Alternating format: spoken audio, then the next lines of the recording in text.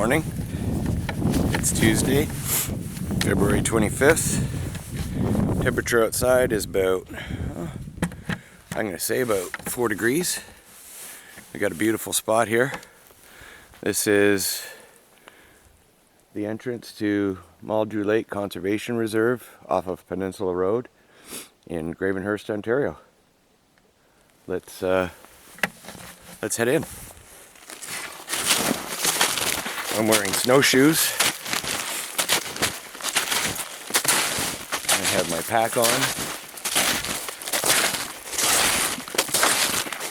With the weather being as warm as it is, got to be careful of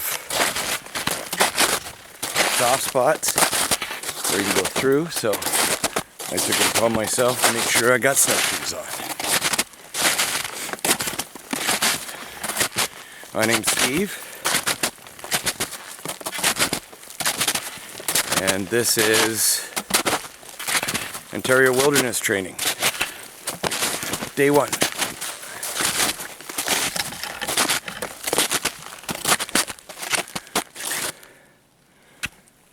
Looking for a suitable area that we could do some training today, and I think I see a spot.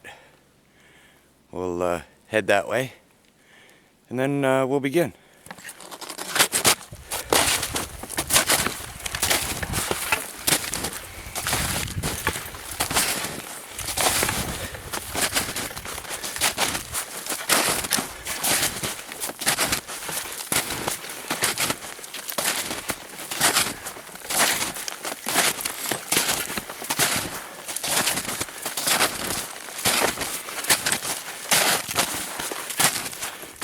So we're going to be looking for a good space to create a camp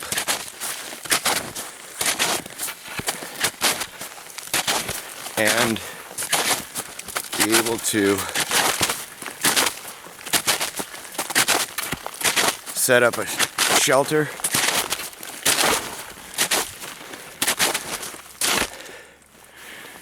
I think this area here looks pretty good. We're up on a bit of a hill, but as you can see, we're completely surrounded by trees. So this isn't a bad spot at all. If this was more open, I would discourage it because it is at the top of a hill. But I think we can make this work.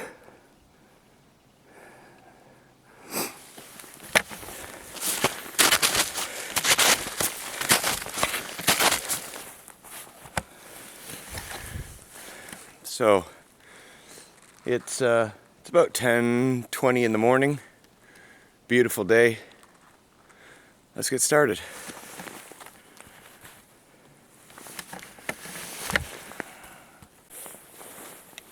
So we've got a tree right here that has a crotch, a crook in it, a gap between the two trees themselves, which is actually a great opening to put another log in there, and we can build a A-frame shelter.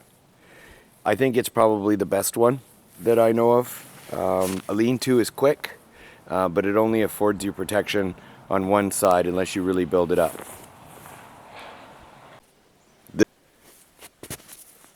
Another note on the layers.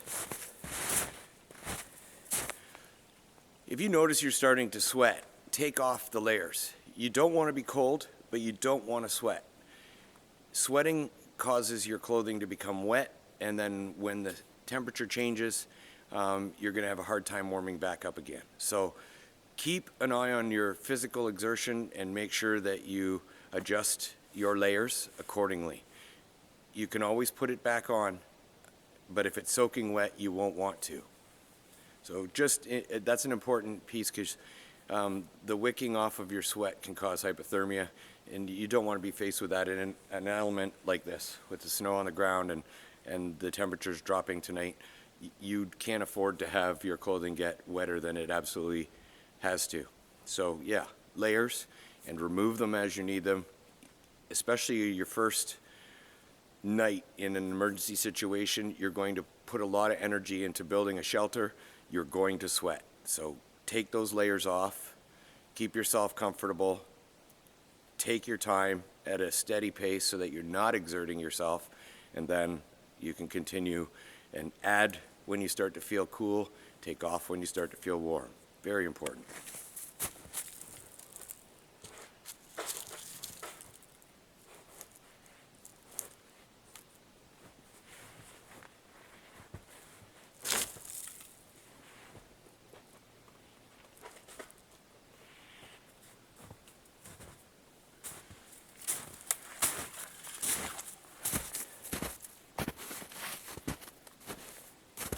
I have snowshoes, but I don't have a shovel. And I want to clear some of the snow off the ground under what's going to be our A-frame shelter. So I'm going to use the snowshoe just to remove some of the snow.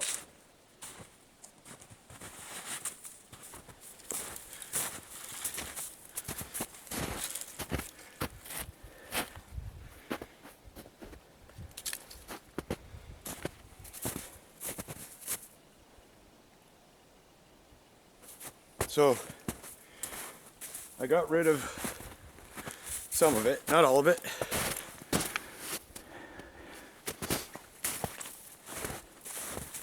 But I did that so that I can use the depth of the snow once I start leaning my branches against the A-frame to keep it in windproof. I don't want a lot of wind coming from the bottom, so the snow will actually help us in that respect. I'm going to tie off the top of our A-frame. I don't want that dropping on me.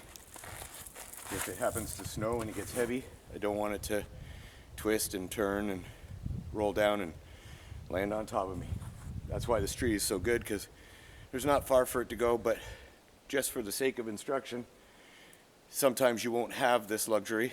You may have to tie it off to a tree, so a single tree. So we'll go ahead and tie that now, and then we'll continue building the side.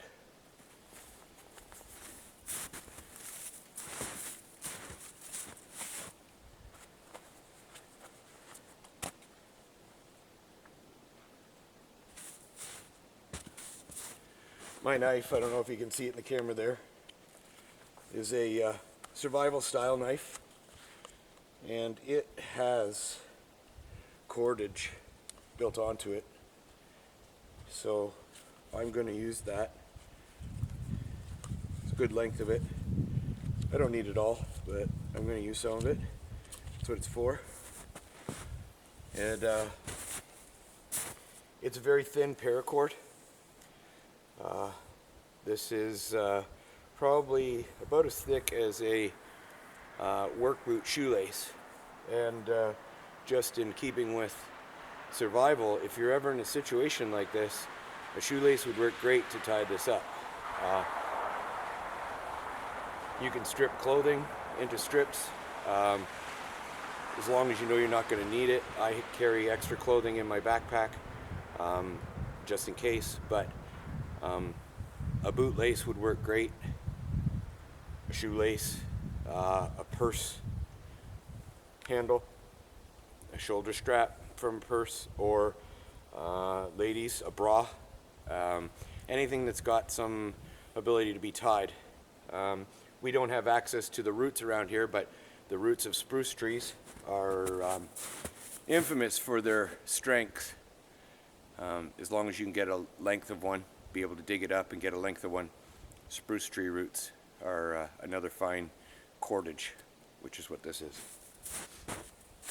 So I'm just going to tie this off. I'm going to use a clove hitch on this side, and we'll get into knots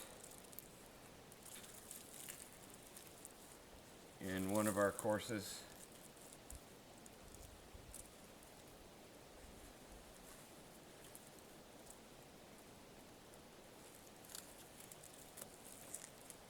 Clove hitch, the more you pull on it, the tighter it becomes. Some will call it a timber hitch. It only requires one free running end. This is a running end. You don't need to tie it back to itself.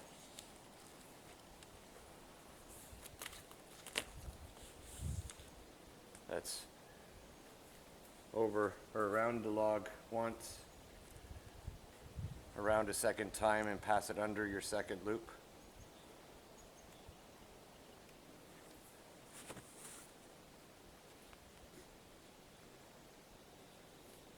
Some guys like to do 2 or 3. Just make sure your cordage is tight everywhere.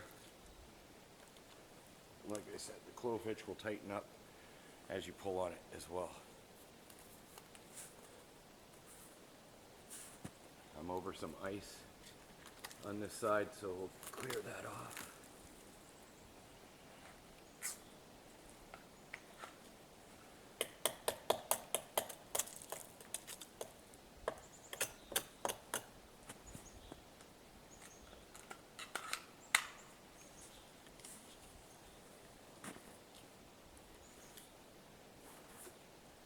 I have the advantage of being prepared already, so I have a survival knife on me. They're a good idea. You never know when you're going to need a knife. One of the things I also carry is a Swiss Army knife.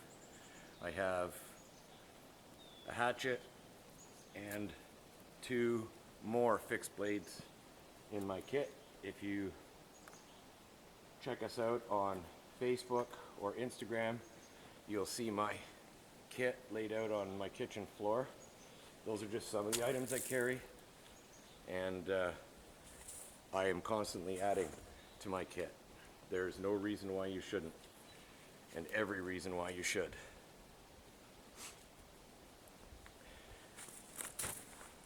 You'll notice I'm taking my time. I'm not rushing this. I don't want to exert a lot of physical energy. You don't know when you're going to eat again. Unless you have food with you, you need to make sure you save as many calories as you can. So I've got my basic structure here.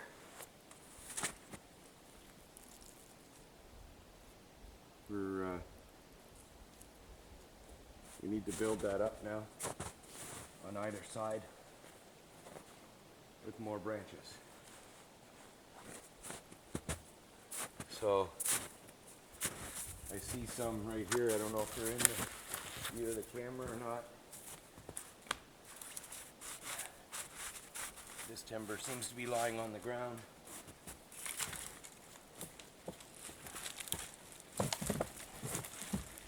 It is, but it's frozen in. It's a lot of energy, so we're not going to exert ourselves that much that we need to pull that out.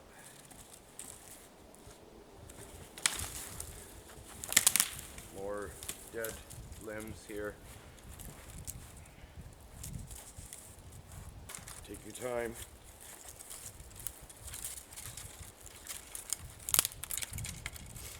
You have to make it through the night in this, so make sure you build it to be like that. It will take you through the night, or many nights, depending on your situation. Again, these little limbs, this is a live tree, we won't touch it. These little limbs, they'll make good tinder and kindling. So now I'm just gonna walk around the bush here and gather some branches and stuff. This area is a spectacular area. There are lots of valleys and hills. You can see the ridge over there. Now, I'm turning into the sun, so I might wash out my video, and let's just go around to where I started the shelter. So you see that I've built a bit of a trench on the bottom of this, and I've started leaning logs. We're going to do that all the way up to about halfway between that broken knot right there and the 2 pieces of wood, the branches coming off of that backbone, and all the way down. And then we're going to layer that. And until we make it fairly windproof. You can see there's not a lot of green out here except on pine trees. In the interest of conservation, and because this is for demonstration purposes, I'm going to neglect to put the boughs on there. In an emergency situation, I would probably take down that small sapling or a couple of small saplings and use the limbs off of them to cover the shelter to make it waterproof. But because I am using Crown land, I'm going to do this with as much debris as I can. Again, in an emergency situation, no one is going to fault you for taking down a tree or hunting or any other activity that you need in order to survive. Just keep that in mind. I don't know if you can hear it or not, but there are plenty of trees, or pardon me, birds out today. A lot of song going on, even in spite of the noise I'm making. Just a beautiful day. It's a good day to be doing this.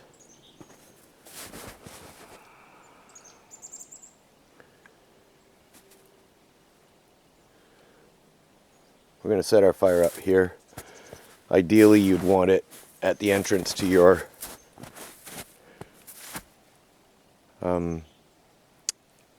shelter, but again, in the interest of conservation for the moment, I'm going to keep it out in the open and avoid scorching or hurting anything on the reserve.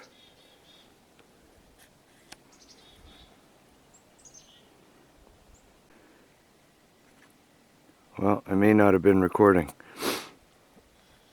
One of the things I said was, when you're out gathering items, if you can, come back to your original path, especially in the snow, and stick to it, because it'll pack down and make it easier to walk. Otherwise, you're going to do something called post holing, where every step's a new hole, and it'll really suck the energy out of you quickly. So we're going to start building this up. See you in a few minutes.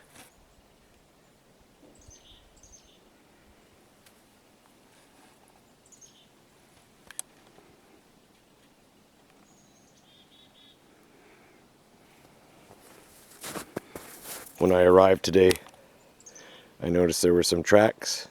They're closely spaced. So that tells me that it's a small animal. But the footprints are deep enough and wide enough that we know it's a heavier animal.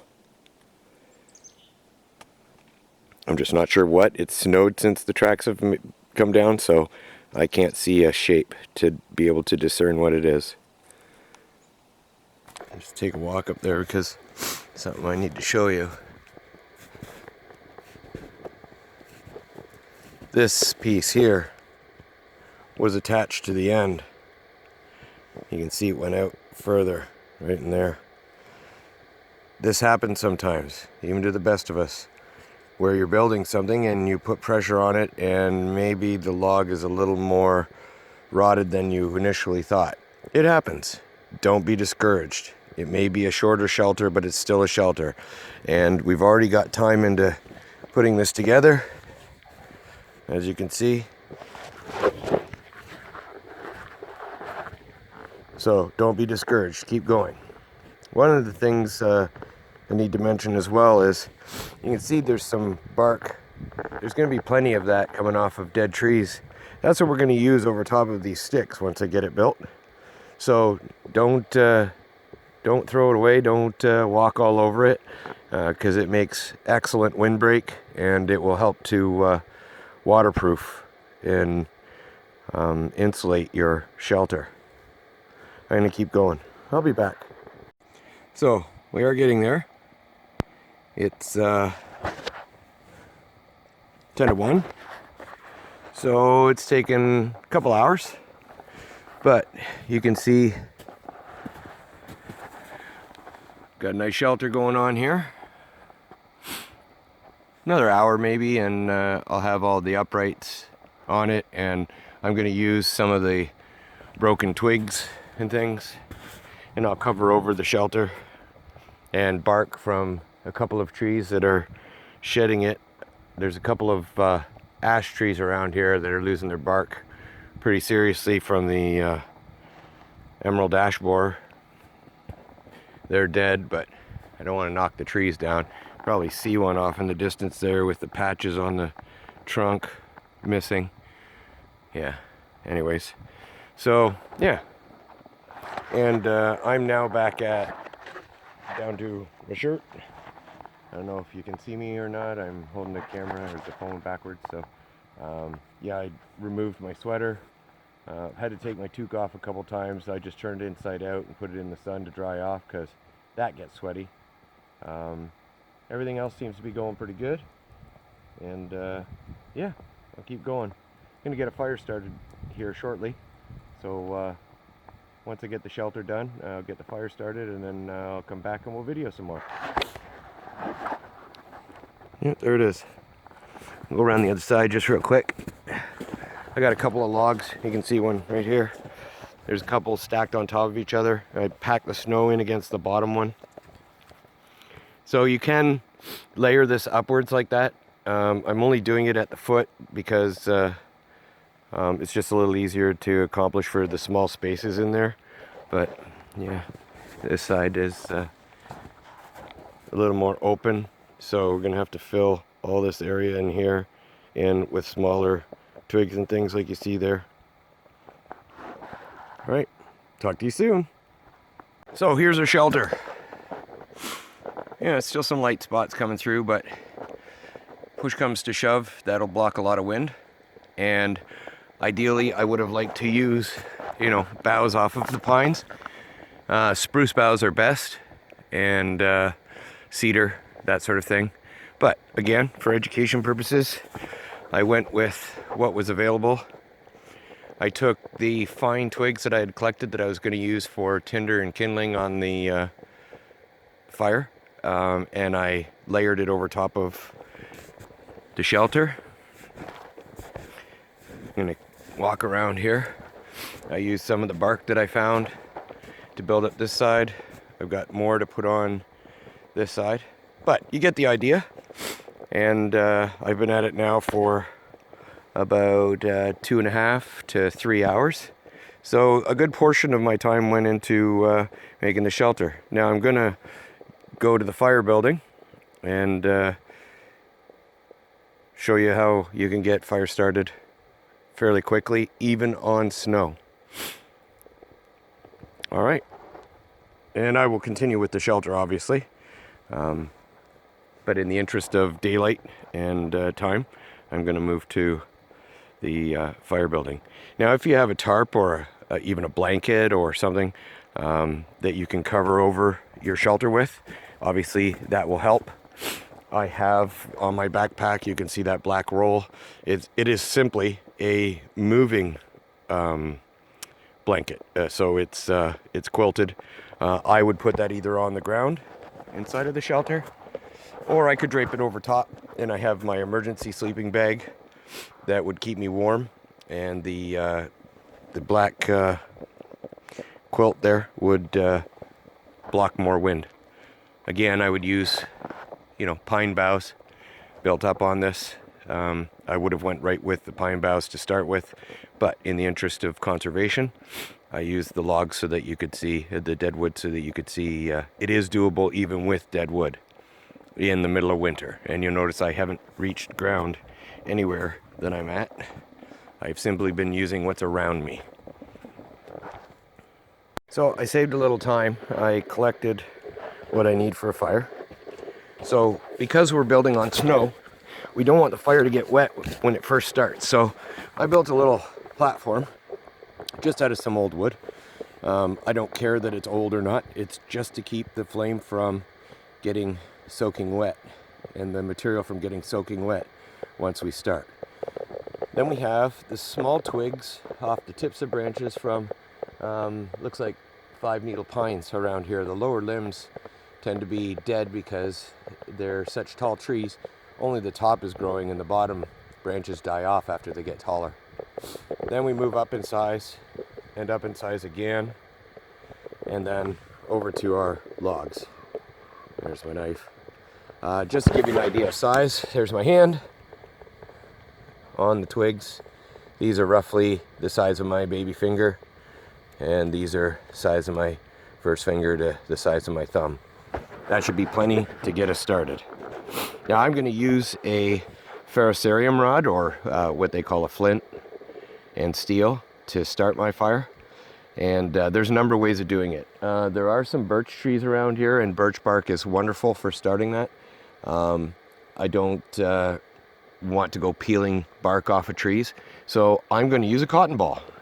Anything cotton will work, and literally anything cotton. If you have socks on that are cotton, cut a strip off of them. Do what you got to do to get that fire started. Cotton is a very easy material to catch on fire, so I am going to use that. All right, I'll be right back. So this is my fire starting kit. My knife holster actually has on it, I don't know if you can see that or not, actually has a flint. This is the ferrocerium rod I was talking about. That's just one of them. I haven't used this one because I have another one that I use. I'll show it to you right now. So inside of my watertight kit, gasket around there, I have Yuko titanium, or Titan matches. These are waterproof. Literally, they can be lit and placed underwater and they will continue to burn. You got about 25 seconds per match. It's about 4 inches long. Go to OntarioWildernessTraining.ca and you can see a picture of my kit layout, and on the left hand side of the image you'll see a long yellow and red and brown match. That's what's in here. I also have a survival bracelet which has paracord on it, as you can see, and in there I have a striker flint that I've used, and on the other side of the handle is a blade. It's removable, so it can be used to scratch the flint, 1 second, and ignite your fire. Very handy. This is from China. I think it cost me $2, maybe 5. Standard camping waterproof matches. Always good to have more than one type of gear. More waterproof matches. Now, this is shredded wood, and this is chaga, or what they call tinder fungus.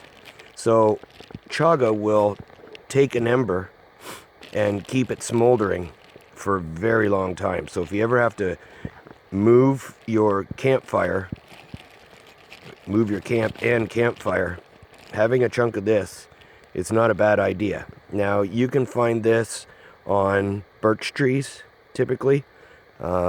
Around here in Ontario, it's almost the only place you'll find it.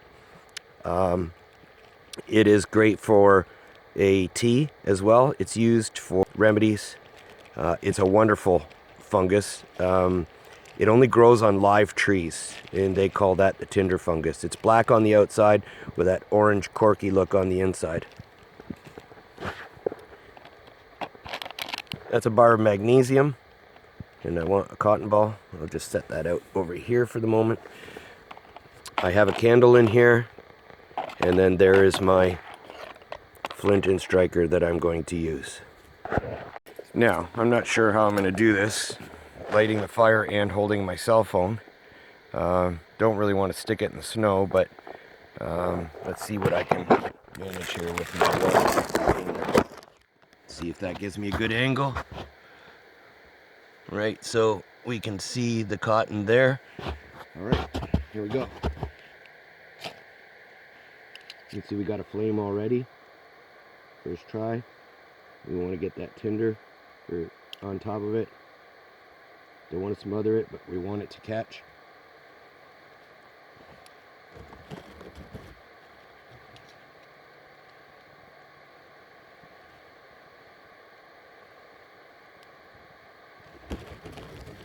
gonna move up to the next size.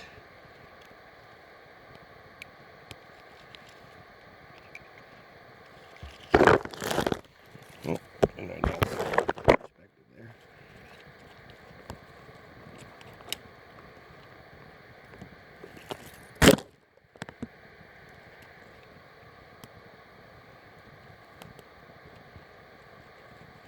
Again, gently.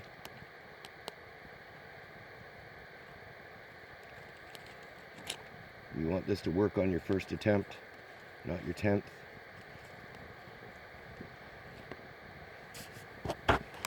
And then we're going to move up to the even larger pieces.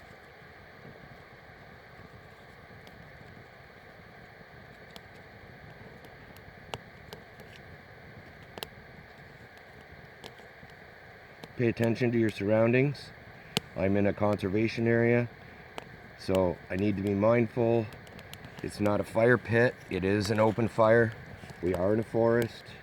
These things can get out of hand real easily, so pay attention. Keep your supplies, anything you might have that's of value to you, away from it, but definitely enjoy its warmth.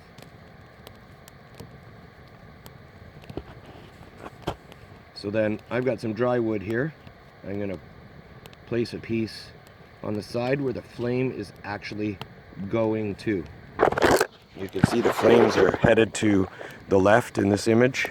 So I'm going to place my logs, my larger pieces, on that side so that the flame is actually hitting that and contributing to igniting it.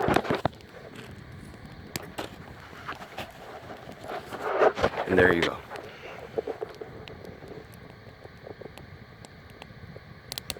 I will in fact do a fire with a bow drill in my next video, and I will do one with matches, and I will use birch bark in one of my videos so that we can see all of the ways that you can actually get tinder if you don't have cotton,